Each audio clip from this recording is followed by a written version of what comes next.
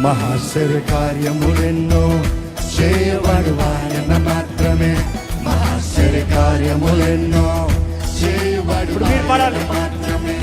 మహాశ్చర్య కార్యములెన్నో చేయబడు ఆయన మాత్రమే. మహాశ్చర్య కార్యములెన్నో చేయబడు ఆయన మాత్రమే. ఆయన బాహుబలముతో మనకు విడుదల జయమందించెను. ఆయన బాహుబలముతో మనకు విడుదల జయమందించెను. తేజోమయుడు మృత్యుంజయుడు చల్లని దేవుడు. జ్యోతిర్మయుడు జీవనదాత చక్కని దేవుడు. తేజోమయుడు మృత్యుంజయుడు చల్లని దేవుడు.